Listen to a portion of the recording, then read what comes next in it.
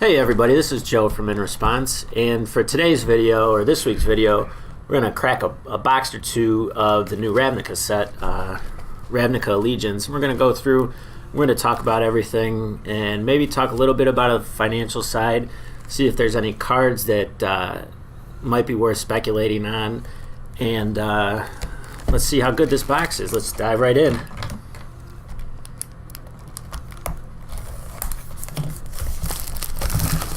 Alright, so one of the things with this set that, in my opinion, a lot of the value actually comes from the rares as opposed to the mythics. I'd be really surprised if a lot of the mythics actually see play in Standard outside of casual players. There's that 5-drop White Angel, Angel of Grace. I think that has a chance, but it's competing with Teferi, obviously, in the blue-white Standard deck. And I also think that 4-drop black demon, that has a shot to see some play too. But they reprinted it in the guilds kits, so the price of those are about to tank as well. So, alright, let's get started here. What do we got? For the first few, I'm gonna kind of page through and see some of the commons, and then after that we'll skip them, because we all know it's about the uncommons, rares, and whatnot. So we got Savage Smash, Twilight Panther, Persistent Petitioners. Now this is an interesting card. This actually caused a couple cards to spike online. There's Thrumming Stone. What this card does is you can run, instead of the standard 4 non-basic land cards, you can actually have as many as you want in the deck, and it'll be interesting. I know there's some rat cards that do that and some other things like that. Maybe some type of janky combo deck will pop up in Standard with that. Noxious Rudian. I'm going to probably butcher some of these names. Steeple Creeper, Senate Courier, Azorius Night Arbiter, and then we get the remaining of the lockets. This one's the Gruul Locket, Frenzied Arinx, Orzhov Locket. So now here's our uncommons. This Consecrate Consume here. This is actually going to be a really strong card with a lot of Phoenix decks and a lot of the green-black decks using Graveyard Hate. The instant side here, this portion of the card here, lets you exile target card from a graveyard, and it basically replaces itself. So this might see some play, at least in sideboards in Standard. Clear the Stage here. Target creature gets -3/3 until end of turn. If you control a creature with power 4 or greater, you may return up to 1 target creature card from your graveyard to your hand. Seems really strong and limited. And then we also get the rest of the Guild Mages too. This is the Combine Guild Mage. And for our first rare slot, Viridity Circle. This is really kind of an interesting card here. This actually might see some play in some like group hug, some type of group hug decks, maybe in Commander or something like that. And of course we got the Simic Guildgate here and the Thopter token. So let me get organized here. Rares, uncommons, commons. Alright. Pack number 2. This will be the last pack. I kind of page through the commons, and then we'll just dive into the good stuff.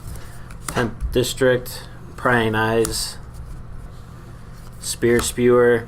It'll be interesting now. Maybe we'll see some Goblin decks pop up in Standard too. Sylvan Bushstrider, Carrion Imp, Active Treason.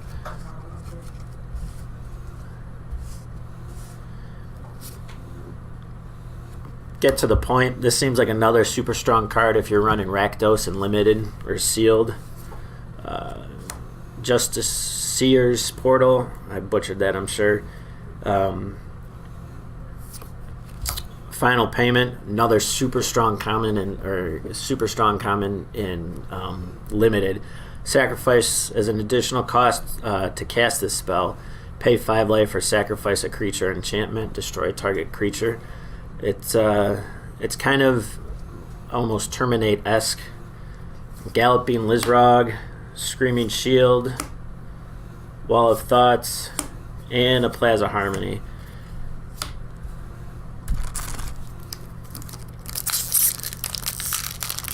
So one of the chase rares here on this set, there's a lot of speculation in some of the Eternal formats, is that red Electro Dominance. It's red X, deal X damage. It's an instant, deal X damage to target creature. Might be player 2. And then you can cast something from your hand with converted mana cost X or less. I know there's a lot of speculation online that there are some articles on Star City Games claiming how broken it is. I think it's one of the more overhyped cards. I think it's worth, if you pull it early on in opening weekend, pre-release weekend, or opening weekend, it might be worthwhile selling high at that point. Skatewing Spy, Rhythm of the Wild. So this is another card that I've been playing some Arena online, and I actually saw this today in a red-green deck, and it seems pretty strong in certain type of ramp decks.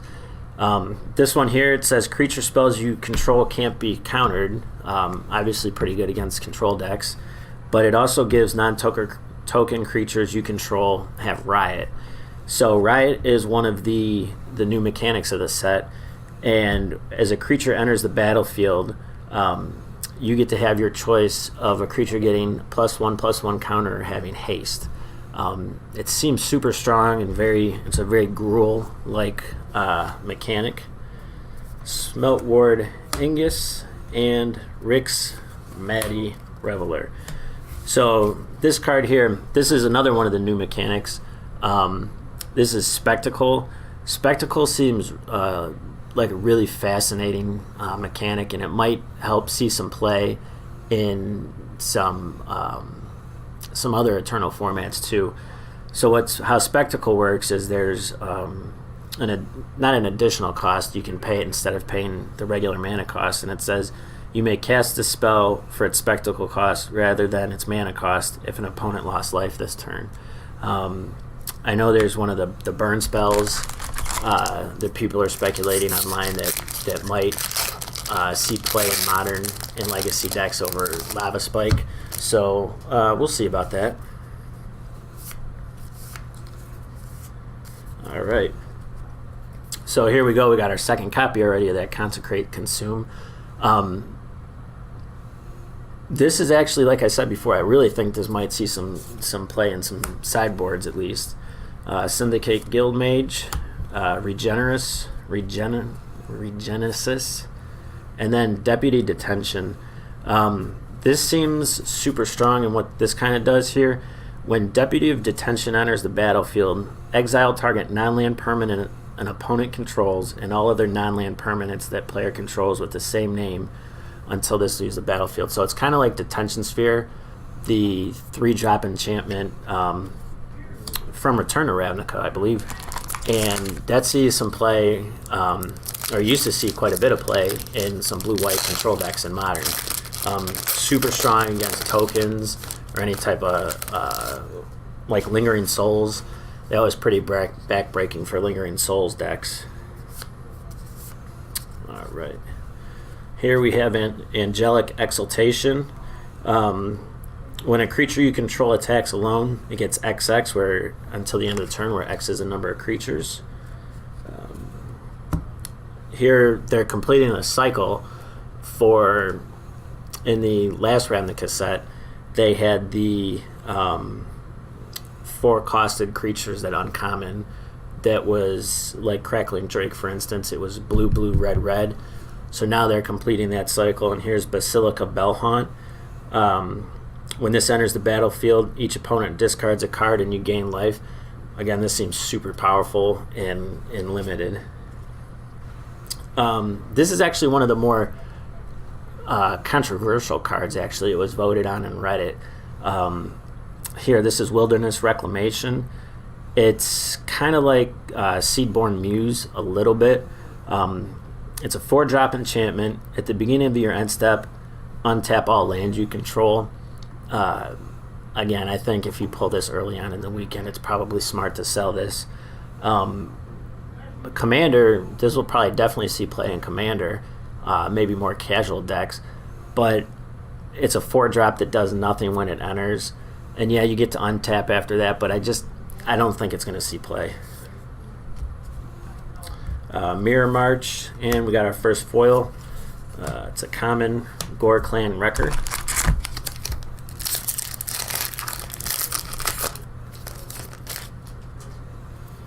Alright. Vindictive Vampire, Drill Bit. So, I believe Drill Bit's one of the more expensive uncommons here in the set. Let me get a good picture here. This is 3-drop sorcery that you can play for a black using the Spectacle. Target player reveals their hand. You choose a non-land card from it. That player discards that card. So it's a Thoughtseize, essentially, minus sans the 2 lost life. But your opponent also has to lose life at some point. Maybe this sees some play in some discard decks if a discard deck pops up. Carnival and Carnage, and we got our first mythic. This is Prime Speaker Vanifar. So this is one of the more expensive cards in the set. It's essentially Birthing Pod on a stick. For those unfamiliar with Birthing Pod, it was a pretty strong deck in Modern 3 or 4 years ago. Basically what you get to do with this and with Birthing Pod, you sack a creature and then you tutor up a creature and put it into play from your library with converted mana cost +1. So you can sack it at Land War Elf and then go get a converted mana cost of 2. There's a lot of speculation already online that this is going to be a super strong commander, potentially. If it's not strong, it certainly looks fun. But I don't think there's going to be a Simic deck that pops up that's going to be able to abuse it in Standard. Alright. So we got another split card here, Depose, Deploy. Another fairly reasonably powerful card in Limited. Rally to Battle. Here's another one of those goblins that might make something, tier 3 or so in a goblin deck. That's a 1-drop, 1/1 with haste. It can't be blocked except by creatures with Defender. And our rare is Revival Revenge. For the revival part, return target creature card with converted mana cost 3 or less from the graveyard to your battlefield. Seems pretty good. And then the revenge part is double your life total, and target opponent loses half their life rounded up. I have a feeling if it's not there already, it's going to end up in the bulk rare bin. So this is an interesting counterspell here. Wizards seems to have, well, they certainly do favor the 3-drop counterspells, and this is just kind of a better version of Cancel. Counter target spell, its controller mills 3 cards essentially. I don't know how much play this is going to see, especially with some of the blue-black decks running around where they can really abuse their graveyard, and especially with Phoenix decks running around too.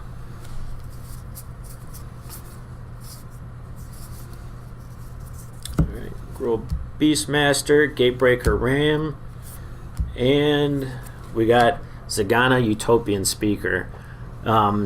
Seems like a fun commander card, casual commander. I know there's a bunch of legendary merfolks, Simic merfolks.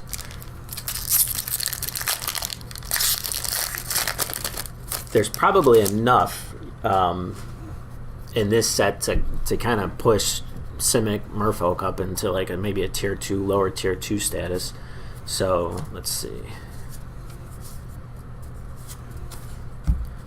Windstorm Drake, Wilderness Reclamation. Again, we already talked about that card. Code of Restraint, and we get our first fetch land and a foil uncommon. So obviously, these are really going to help the set sell a bunch of packs. In Stomping Ground, I think modern, Jun runs one of these. Alright, I'm going to pick up the pace here a little bit.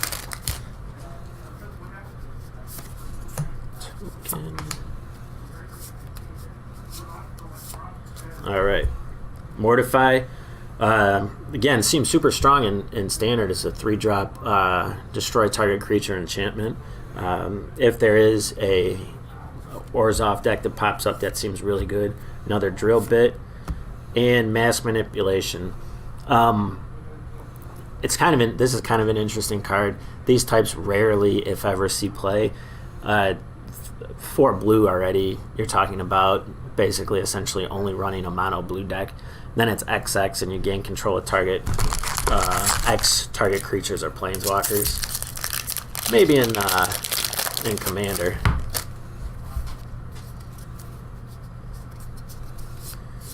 Alright. Light up the stage. Dovin's Acuity. Here's another one of those 1-drop haste goblins. And here's, I believe this is one of the very first spoilers that was shown for this set. Each opponent can't cast non-creature spells with converted mana cost greater than the number of lands that player controls. Whenever an opponent casts a spell, if no mana was spent to cast it, counter that spell. So this is essentially a strong, potentially strong modern hate card. Wizards has certainly printed more than a few cards to kind of hate out Tron. A lot of players enjoy playing Tron, and even more players avoiding to play Tron. And this is one of those cards that can help humans decks especially kind of even the playing field a little bit.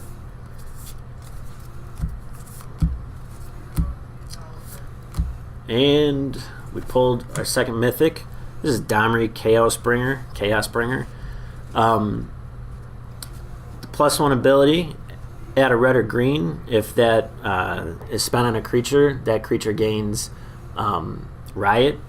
The -3, look at top 4 cards of your library. You may reveal up to 2 creature cards from among them and put them in your hand. And then the ultimate is you get an emblem where at the beginning of each end step, not just your own, but each, you create a 4/4 red-green beast creature token with trample. I know one of the pros, he's a writer for Channel Fireball, he thought this was a pretty strong deck. I don't think it's enough to push Gruul, red-green, up into a viable deck. I don't know, it seems like a fun card, but I don't think it's going to see a lot of play in Modern, or Standard. Certainly won't see play in Modern.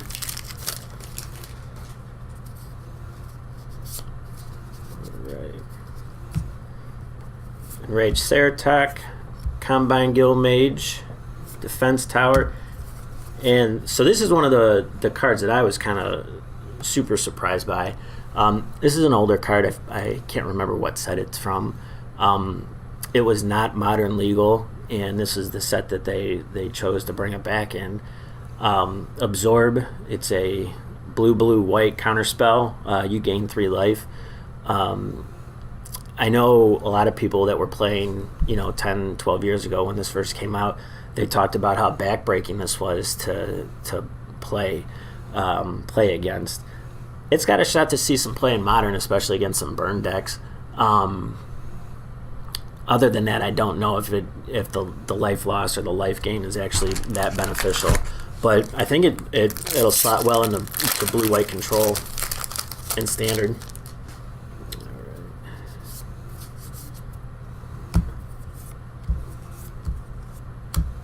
Alright, we got our third mythic already. We're only one third of the way through the box. Biogenic Ooze. When Biogenic Ooze enters the battlefield, create a 2/2 token. At the beginning of your end step, put a 1/1 counter on each Ooze token you control, and then it's a colorless and 3 green, create an Ooze token. Again, this is one of those, it's pretty heavy to cast at 5, and it's only a 2/2, and there's awfully, with Shock running around Standard legal, this is one of those that probably won't see play at all outside of Limited. Limited, of course, this is another bomb.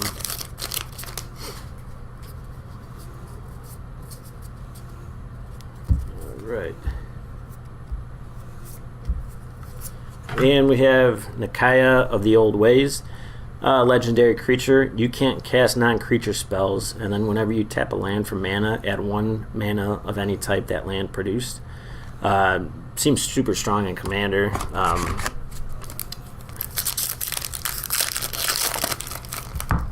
Going back to this Absorb, one of the things that the Wizards has made a conscious effort of doing is reprinting cards that were printed before 8th edition and kind of introducing them into the modern card pool. Opt was the last one that happened, I believe, and now we have Absorb. And of course, as soon as you see these cards spoiled, people buy out the original foils if they're available. And I think the Opt foil was $6 or $7 before it became modern legal, and now it's sitting around 50 or 60 bucks. This is like the 5th Wall of Lost Thoughts. And we got our second Shockland Breeding Pool. Really like the art on that. It's really a good looking card there.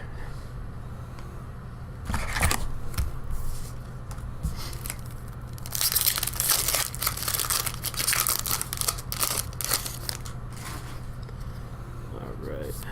See a foil buried in the back there. Let's see. High alert. So if there is a Defender deck, I forget the one dragon, the Esper Dragon, that allows creatures with the Defender to assign their. This gives creatures. Oh no, I'm sorry. I'm thinking. Yeah, no, this is it. Each creature you control assigns combat damage equal to its toughness rather than its power. In Defender, or what we used to call walls back in the day, creatures you control attack as though they didn't have Defender. So this, I'm guessing, is probably a $10 or $15 foil right here. This is probably one of the most talked about split cards, certainly uncommon. Has a lot of people excited for it. Let's see if we can get a good picture there. The left side, it's okay. The incubation side, look at the top 5 cards of your library. You may reveal a creature card from among them and put it in your hand, and then put the rest on the bottom. But it's this, it's the right side here. Incongruity. Exile target creature. That creature's controller creates a 3/3 green frog lizard token. So this is kind of like a reality shift / rapid hybridization type removal spell that you really don't see often in blue or green. I have little doubt that if a Simic deck pops up in Standard, that this is a key piece to it. It'll be especially strong in Merfolk. With the left side, you can dig for a creature, and then also it's exiling and not destroying. So I would venture to guess that's probably, like I said, this is probably 10 to 15 bucks if I had to venture a guess. And then our rare, Thrash and Threat. Target creature you control deals damage to equal to its power to target creature or planeswalker you don't control, and then the threat part is create a 4/4 beast token. This left side here at instant speed, this Thrash part, this seems actually really strong, especially because it deals target creature or planeswalker. Certainly seems strong and limited, but it's a good removal spell too if a Gruul deck pops up. Another one of these Persistent Petitioners. Alright, here's another one of the more highly contested or talked about uncommons here. Gate Colossus. It's an 8/8 for 8. What makes this interesting is it costs 1 less to cast for each gate you control, and then here down at the bottom, whenever a gate enters the battlefield under your control, you may put Gate Colossus on top of your library, so it's a reoccurring threat. I just don't think, again, I don't think this sees a shot at any type of Standard deck. That you want a ton of tap lands with the gates enter tapped. You don't want a lot of tap lands in your deck. It's going to be too slow. Might see some play in limited. Got our fourth mythic here. Kaya Orzhov Usurper. Say that 5 times fast. This is another one of those. Anytime a 3-drop planeswalker sees any type of print, it always gets talked about in Modern. Isn't Modern playable? This kind of falls into the Ashiok, the Nightweaver, the Theros Mythic, the blue-black 3-drop. It might see some fringe play, but I don't think it ended up being that good. The -1, the plus one is exile up to 2 cards from a single graveyard. If one of them is a creature, you gain 2 life. The negative is you exile target non-land permanent with CMC 1 or less. And then the ultimate, which is only 5, is it deals damage to target player equal to the number of cards that player owns in exile. And we got our pulled our foil rare here, End-Raze Forerunners. This is kind of one of those generic big body high mana cost green creatures that are always come out in the set.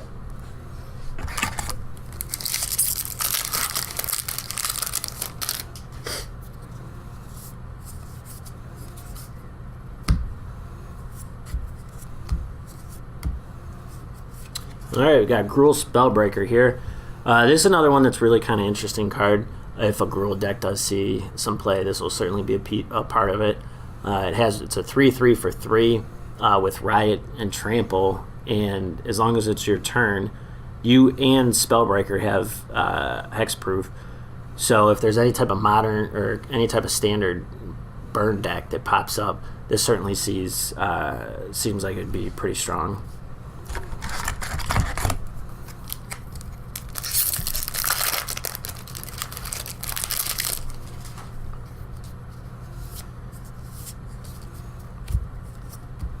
Gates Ablaze. This is another one of the more highly controversial, is probably not the right word, but people are certainly split on whether this is going to be anything worthwhile. I know when Gates last popped up prior to these Ravnica sets a couple years ago, people were hoping that Gates would be kind of a fringe playable standard deck. This, if it does happen, again, I don't think it will, this certainly seems like it's a super strong removal spell. Deals X damage to each creature, where X is the number of gates you control. Got Guardian Project and another foil common. So we're halfway through the box now. Again, I'm going to pick up the pace a little bit.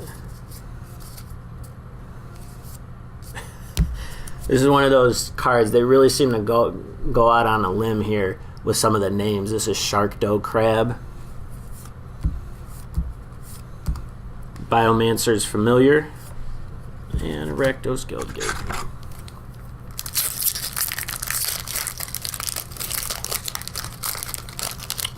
We're about, like I said, we're about a little more than halfway through the box, and we've already pulled 4 mythics. So maybe we popped all of them already.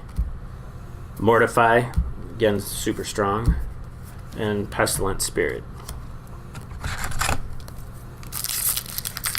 So this, actually, I want to talk about this for a little bit. This Pestilent Spirit, this is super interesting.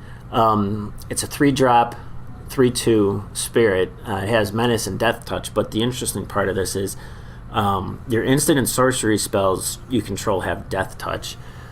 We saw something similar with this in some other past cards, except they gave spells, instant or sorceries, lifelink. But to the best of my knowledge, this is the first time where we've seen them have the Death Touch.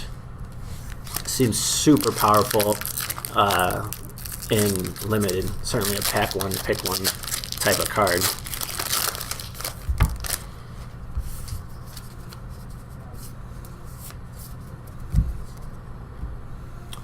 Make sure you guys see all these. And we get the End-Raze Forerunners, which is the foil rare we pulled.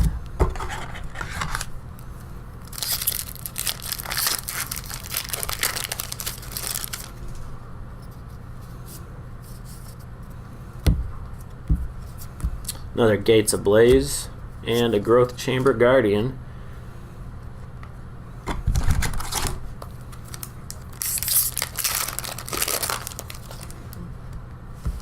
Somehow my Kyle's got it all mixed up here. Not that it matters.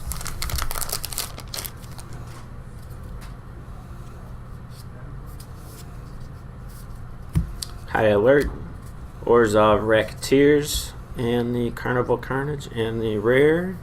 Alright, we pulled our third shock. Blood Crypt. Oh! Look at that. Foil Mythic.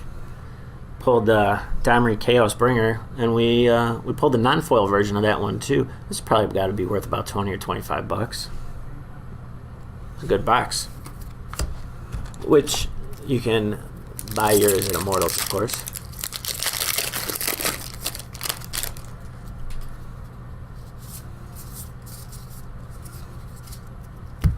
Hackerbat, Biogenic Upgrade. And here again, we pulled a non-foil version of Incubation and Incongruity.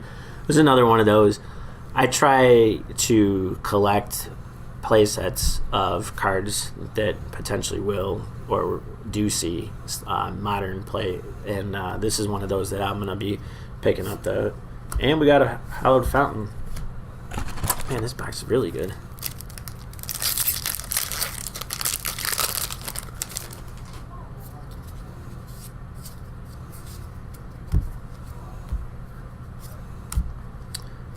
And a Sphinx's Foresight.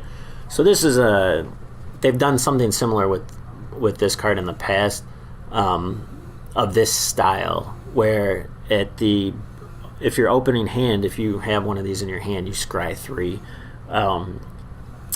Seems really good. I doubt it sees play in Standard, but it's also flying 4/4, and you scry 1 at the beginning of your upkeep.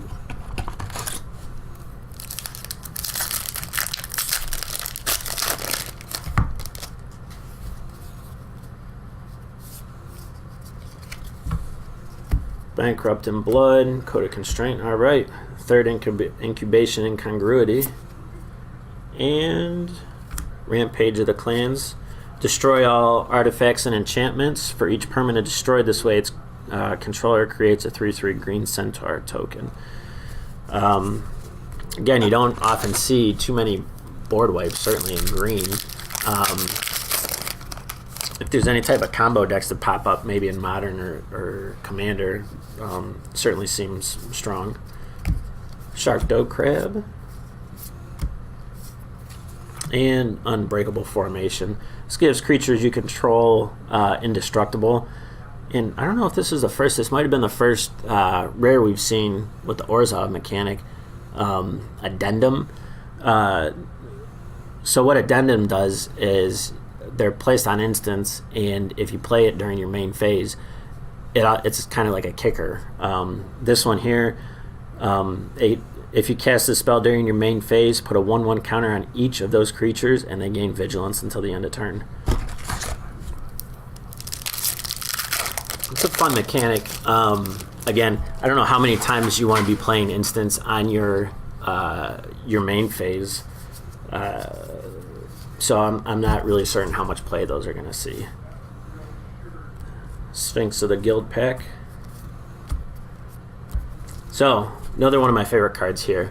Mark Rosewater came out not too long ago. Mark, for those that don't know, Mark Rosewater is I believe he's the head designer for Magic, or one of the head designers for Magic. He has a super strong... he's super available on social media. He has a very strong presence on social media, and he's very interactive on one of his blogs, and people always ask him questions, and he's come out and he said that 4-drop board wipes are just too strong for Standard. This one, though, because it's double white, double black, kind of evens the playing field a little bit. Destroy all creatures. You gain life to the equal to the number of creatures you controlled that were destroyed this way. Again, this is one of those cards that I think could potentially see some play in Modern. Anytime you have a 4-drop Wrath, like Wrath of God or Supreme Verdict or anything like that. Quench. This is just kind of a lesser version of Mana Leak. Instead of Mana Leak, it's a 3 cost that they have to pay. This one's only 2. So here we have the Rakdos 4-drop uncommon. When it enters the battlefield, it deals 2 damage to target opponent and 2 damage to up to 1 target creature or planeswalker. Again, super strong in limited. I believe this is also one of the opening house promos, or maybe a game day promo too. And Glass of the Guild pack. This is actually kind of an interesting design too, because it's a 2-drop anthem. Anthems give all the creatures you control something, usually a ++ ability. This is a 2-drop anthem where it gives multicolored creatures you control get 1/1. This is one of those that any type of commander deck will certainly want those that are more kind of on the less competitive side, more casual commander decks. Again, Rakdos Firewheeler. Wow, 5th box is crazy. 5th mythic here. So this is the one card that I talked about before we actually started cracking this. It's a 5/4 for 5 with flash and flying, so it's already super strong in that regard. Anytime you have a standard or modern deck, or even legacy, you always want to be playing at instant speed. So any type of creatures that you can play at instant speed, like Snapcaster, Vendilion Click, or anything like that, those are always pretty heavily sought after. So this has a pretty unique ability. It says when it enters the battlefield, until the end of your turn, damage that would reduce your life total to less than 1 reduces it to 1 instead. So it's kind of like Phyrexian Unlife.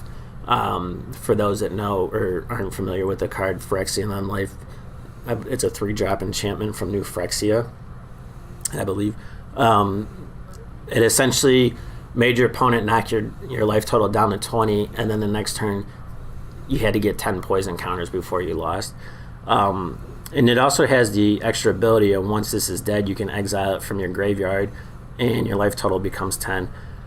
I actually think, and I don't want to go out on a limb here, but because blue-white control is already popular in standard, but this has a shot to see some play, even though it's going to be battling Teferi for the 5-drop slot. I'm actually interested in maybe playing it in modern and seeing how it goes.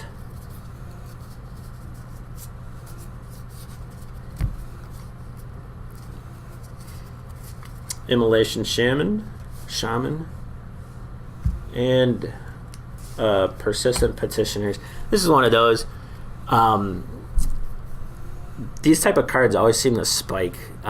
People find them fun to play. The type where you can put as many as you want in a deck. So if those are 25 cents, the foils, or 50 cents, or 30 cents, somewhere around there, might be worth picking up, I don't know, 10 and sitting on them, but it's going to be a long hold on those, a couple years. But if you use any type of online card trading, like CardSphere or Puka Trade, it might be worthwhile. So this is another interesting card. This is a 3-drop 1/1 that adds blue and a green when you tap it. Kind of a unique design there. And then Amplify. Oh man, this box is crazy. Foil Mortify. That's super sharp looking too.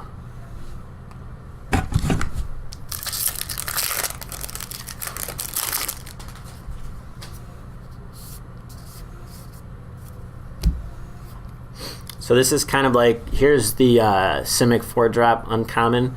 Flash when it enters the battlefield, counter target spell. So this is kind of like Mystic Snake. 3/2 flash and a body. This actually might, if Simic again becomes something, I might see some play.